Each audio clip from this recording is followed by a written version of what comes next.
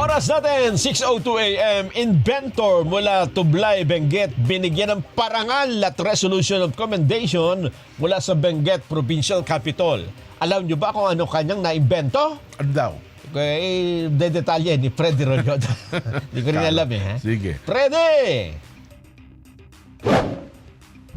Bahagi ng pasasalamat at pagbati sa ating kababayan at katutubong igorot na tagabayan ng Tublay sa lalawigan ng Benguet ay napagkalooban ng gawad parangal si Jenver Kimbungan sa panguna ni na Benguet Governor Melchor Diclas, Vice Governor Marie Rose Pungwan Kepes, mga miyembro ng Sangguniang Panlalawigan at iba pang opisyal. Nauna dito ay iginawad din kay Kimbungan ang resolution of commendation na nilagdan ng Governor, Vice-Gobernador at 13 board member matapos makatanggap nga ng gintong medalya si Kimbungan sa Bangkok, Thailand. Nakalahad sa naturang resolution of commendation ang katangitanging parangal na pinagkaloob ng National Research Council of Thailand dahil sa creative invention ni Kimbungan na Omega Green Foliar Fertilizer na bukod sa mabisa na ay nakakatulong pa sa mga tanim ng mga magsasaka at magre-resulta ng mas mataas na income o magandang kita. Ayon kay Benguet Vice Governor Marie Rose Pungwan Kepes, nakandang Provincial Government Unit na tulungan si Kimbungan para maipromote at maipakilala sa mga magsasaka ang kanyang creative invention, ngunit kailangang dumaan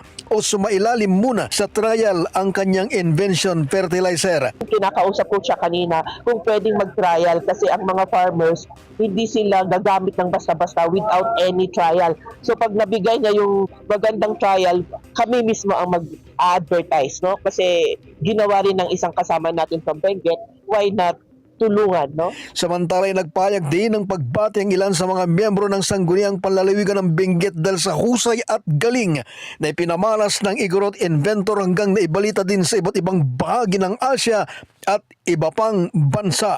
To have a recognition, we have to admit na huli rin kami. But he has been an entrepreneur before and we are very proud na pati yung mga necessary papers para at least mapalagaran yung mga invention niya is isa na namang anak ng Benguet, the person of Jenver Kimbungan, ang nagbigay ng pangalan sa buong mundo, especially in Thailand, for almost a couple of countries competed especially on for foliar fertilizer. Si Jenver po kasi ay galing sa Sigad Tublay. Sa naging mensahe ng kagalakan ni Kimbungan ay nagpasalamat siya sa suporta ng mga magsasaka sa bawat opisyal ng probinsya at mga kakilala dahil sa tiwala at pagtangkilik sa kanyang creative innovative works of invention, ang Omega Green Foliar Fertilizer. Taos puso po kaming nagpapasalamat sa inyong suporta, tiwala at patuloy na pagtangkilik sa ating produktong Omega Green na plant nutrition, the ultimate friend of farmers. Kung hindi dahil po sa inyo, hindi po tayo makikilala sa sining ng agrikultura. Kami po ay nagagalak na ipaalam sa inyo na tayo po ay napangaralan ng Gold Award sa idinaos na IPTX Bangkok, Thailand itong nakaraang Enero. Mula sa Baguio City, kasama si Gracie Espino, Fred Rolluda para sa 100% Balita.